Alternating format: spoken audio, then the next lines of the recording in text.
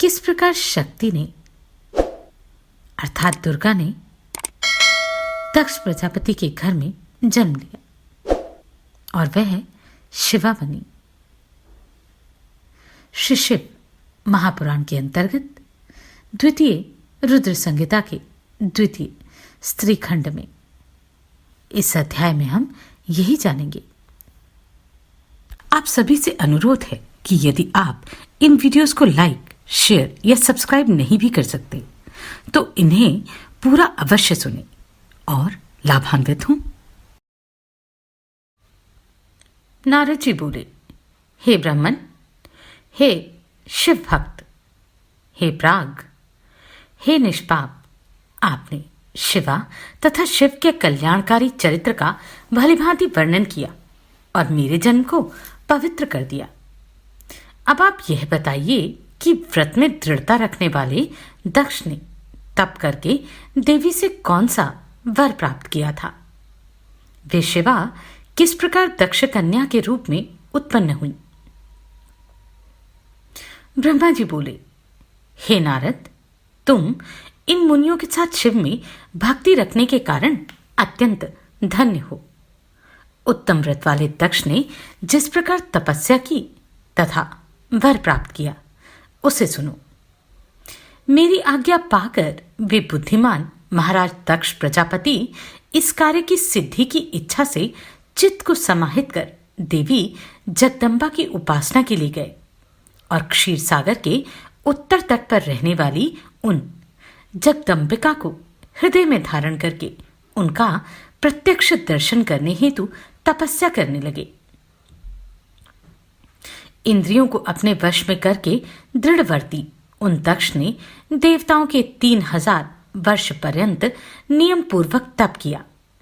उन जगन्मयी शिवा का ध्यान करते हुए दक्ष ने कुछ दिन पत्ते खाकर, कुछ दिन जल पीकर, कुछ दिन निराहार रहकर तथा कुछ दिन वायु पीकर उस समय को व्यतीत किया।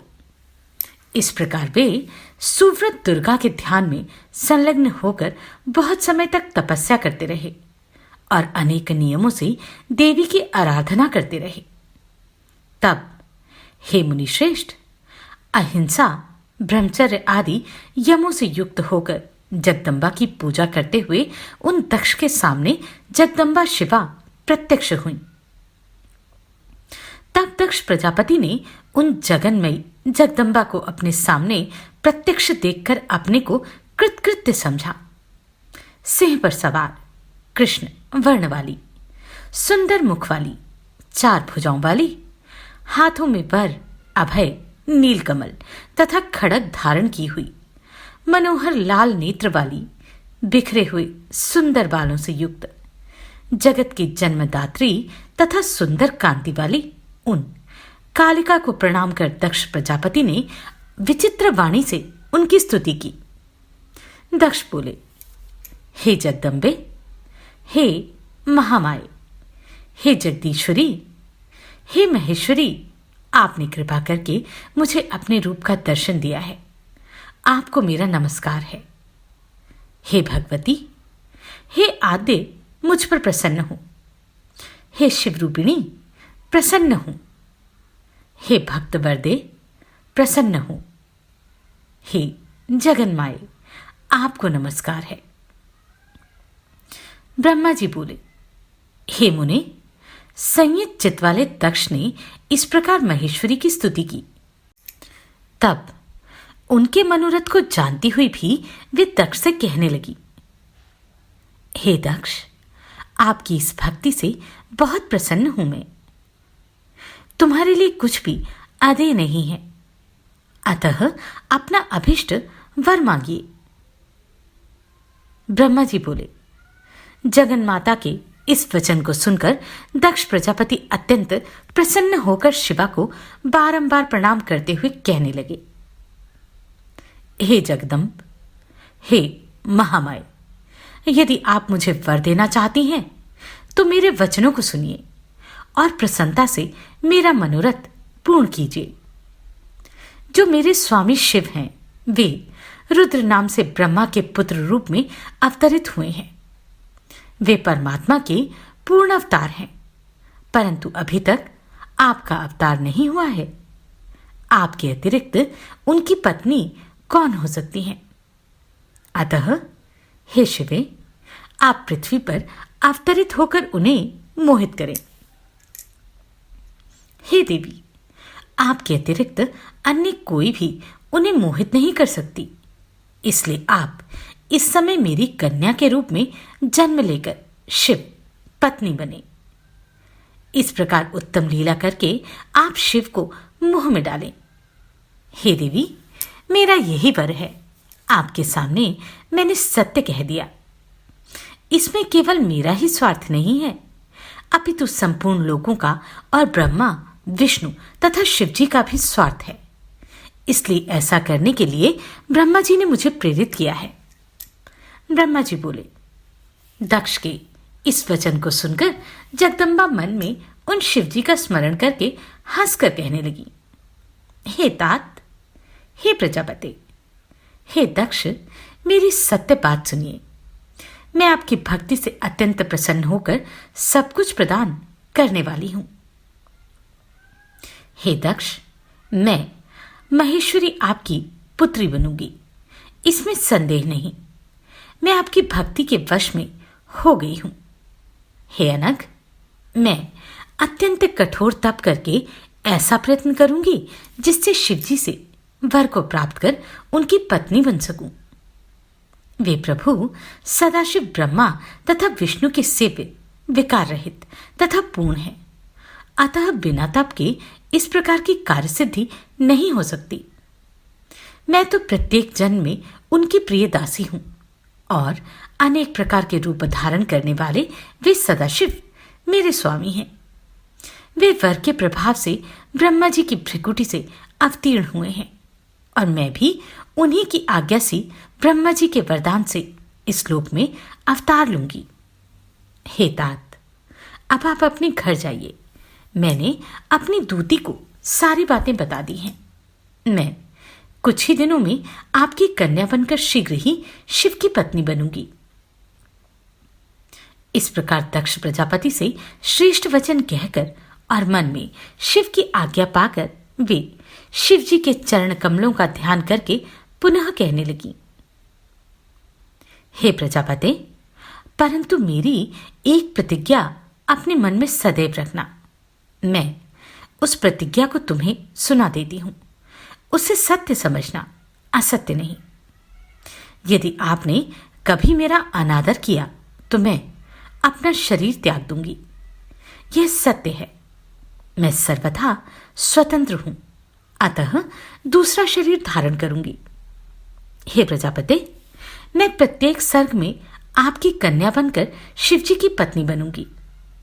मैंने यह वरदान आपको दिया। इस प्रकार दक्ष प्रजापति से कहकर वे महेश्वरी उनके देखते देखते वहीं अंतर्धान हो गई। देवी के अंतर्धान होने पर दक्ष भी अपने घर चले गए और यह विचार कर आनंदित हो गए कि देवी मेरी कन्या बनकर अवतार ग्रहण करेंगी। नारद जी बोले, हे ब्राह्मण, हे विधे, हे महाप्राग, हे वक्ताओं में श्रेष्ठ, दक्ष प्रजापति के घर चले जाने के बाद फिर क्या हुआ, यह सब प्रीतिपूर्वक कहिए। ब्रह्मा जी बोले, हे नारद, दक्ष प्रजापति ने अपने आश्रम में जाकर प्रसन्नचित हो मेरी आज्ञा से बहुत सी मानसी सृष्टि की, किंतु उस प्रजा सृष्टि को बढ़ता हुआ न देखकर दक्ष अपने पिता मुझ ब्रह्मा से कहने लगे, हे तात, हे ब्रह्मन, हे प्रजानाथ, मेरे द्वारा बनाई गई प्रजाएं बढ़ नहीं रही हैं। मैंने भली प्रकार से विचार कर देख लिया है कि मैंने जितनी भी सृष्टि की वह उतनी ही है।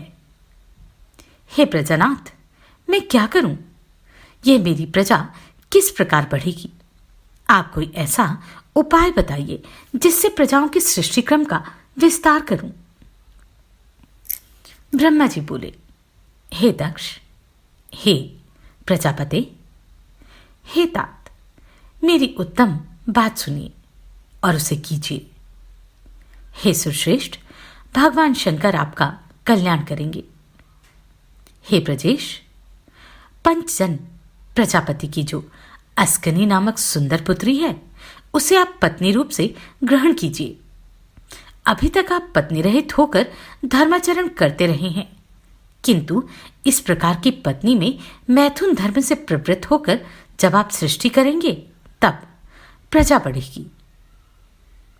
ब्रह्मा जी बोले, तब दक्ष प्रजापति ने मैथुन धर्म से प्रजा सृष्टि करने के लिए मेरी आज्ञा से वीरण की कन्या के साथ विवाह किया। प्रजापति दक्ष ने अपनी पत्नी उस वीरणी के गर्भ से हर्षभ नामक 10,000 पुत्रों को उत्पन्न किया। हे मुने, वे सभी पुत्र समान धर्माचरण करने वाले, पिता की भक्ति में तत्पर रहने वाले और सदा वेदमार्ग का अनुसरण करने वाले थे। हे तात, वे सभी दक्षपुत्र अपने पिता की आज्ञा पाकर सृष्टि के उद्देश्य से तपस्या हेतु पश्चिम दिशा की ओर चले गए।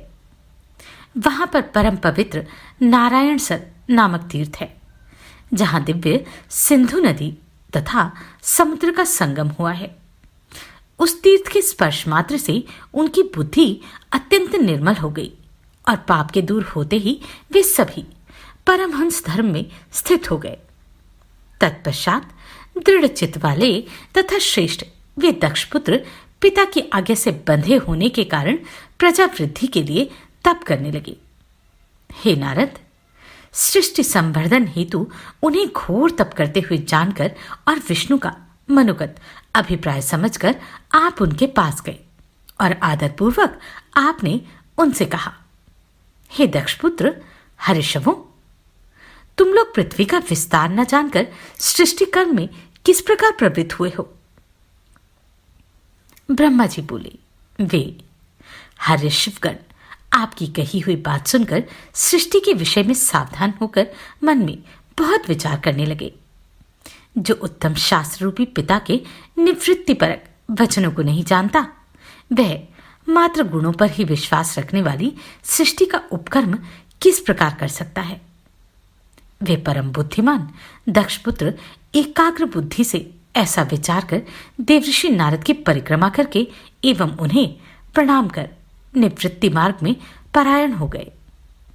हे नारद, हे मुने, आप शिव के मन हैं और लोक में पर्यटन करते रहते हैं तथा निर्विकार रहकर शिव की चित्तवृत्ति के अनुसार रहते हैं। बहुत काल बीतने पर मेरे पुत्र दक्ष प्रजापति नारद जी के द्वारा अपने पुत्रों के नाश को सुनकर बहुत संतप्त हुए। उस समय आपने शोक करते हुए दक्ष से बार बार कहा कि आप अच्छी संतान वाले हैं, जो कि आपके पुत्र श्रेष्ठ मार्ग का अनुसरण करते हुए मुक्त हो गए। किंतु वे दक्ष शिव की माया से मोहित हो बार बार शोक करते रहे। तदनंतर दक्ष के पास आकर मैंने उन्हें शांति भाव का उपदेश कर सांत्वना देते हुए कहा, शोक मत करो, दैव बड़ा प्रबल होता है। तब दक्ष प्रजापति ने मेरे द्वारा धीरज बंधाए जाने पर पुनः पंचजन की कन्या अस्किनी के गर्भ से सबलाश नामक 1000 पुत्रों को उत्पन्न किया। दृढ़ व्रत वाले वे सबलाश भी पिता की आज्ञा से सृष्टि संवर्धन हेतु वहां गए, जहां उनके पूर्व उनके भाई गए थे और सिद्ध हो गए थे। वे भी उस तीर्थ के स्पर्श मात्र से सर्वथा निष्पाप तथा शुद्ध अंतःकरण वाले हो गए और उत्तम व्रत में पारायण होकर ब्रह्म का जप करते हुए कठिन तप करने लगे। हे नारद, आपने सृष्टि करने के लिए उन्हें तपस्या में उद्वत देखकर उनके पास जाकर ईश्वर की गति का स्मरण कराते हुए वही उपदेश दिया जो पूर्व में उनके भाइयों को दिया था। हे मुने, आपका दर्शन निष्फल नहीं होता, इसलिए आपने उनको भी पूर्व के भाइयों के मार्ग का उपदेश दिया, जिससे वे भी अपने भाइयों के मार्ग का अनुसरण करते हुए उसी मार्ग पर चले गए। उसी समय दक्ष प्रजापति को अनेक उत्पात दिखाई पड़ने लगे। वे अपने पुत्रों को आया न देखकर आश्चर्यचकित होकर मन में दुखी हो गए। उन्होंने आपके द्वारा प्रथम पुत्रों के नाश के समान ही उन पुत्रों के भी नाश का जब समाचार सुना तो वे आश्चर्य में भरकर पुत्र शोक से मूर्छित हो अत्यंत संतप्त हो उठे। वे दक्ष आप पर कुपित हो गए और कहने लगे कि यह नारद दुष्ट है। उसी समय देवयोग से उनके पुत्रों पर अनुग्रह करने वाले आप भी दक्ष के पास आ गए। उस समय वे प्रजापति दक्ष क्रोध में भरकर अपने ऊँटों को फड़फड़ाते हुए आपके पास आए और आपको धिक्कारते हुए निंदापूर्वक कहने लगे, हे अधमों में श्रेष्ठ, तुमने साधु का रूप धारण कर मेरे सत्पुत्रों को यह कैसा उपदेश दिया? तुमने मेरे इन पुत्रों को इस प्रकार भिक्षु मार्ग का उपदेश क्यों दिया जो उनके लिए कल्याणकारी नहीं था? तुम्हारे जैसे निर्दयी शठ ने देव, ऋषि तथा पितृऋण से मुक्त हुए बिना ही मेरे पुत्रों को ऐसा उपदेश देकर उनके इस लोक तथा परलोक के कल्याण को नष्ट कर दिया। क्योंकि जो बिना तीनों ऋणों से मुक्त हुए ही माता पिता को छोड़कर मोक्ष की इच्छा करता हुआ निवृत्ति मार्ग का अनुसरण करता है, वह नरकगामी होता है। तुम निर्दयी, अत्यंत निर्लज हो, बालकों को बहकाने वाले तथा यश को नष्ट करने वाले हो। हे मूर्ख, तुम हरि के पार्षदों के बीच में व्यर्थ ही विचरण करते हो। हे अधमाधम, तुमने बार बार मेरा अहित किया, इसलिए लोक में भ्रमण करते हुए तुम्हारा पैर स्थिर ना हो। इस प्रकार शिवजी की माया से मोहित हुए दक्ष ने ईश्वर की इच्छा को नहीं समझा और सज्जनों के मान्य आपको शोक संतप्त होकर शाप दे दिया। और हे मुने, निर्मल बुद्धि वाले आपने भी दक्ष प्रजापति के इस शाप को ग्रहण कर लिया। हे ब्रह्म साधो, ऐसा साधु स्वयं इस प्रकार के अपकार को सहन कर लेता है। तो यह था दक्ष का श्राप, जिसके कारण नारद जी कभी एक स्थान पर स्थिर नहीं होते। जानते हैं आगे क्या हुआ अगले अध्याय में? आप सभी को कोटि कोटि साधुवाद। आपने इन वीडियोस को इतना प्रेम दिया। नमस्कार, मैं आभा शर्मा जावास। यदि आपको मेरा ये प्रयत्न सराहनीय लगा हो तो मुझे सब्सक्राइब करके प्रोत्साहित करें।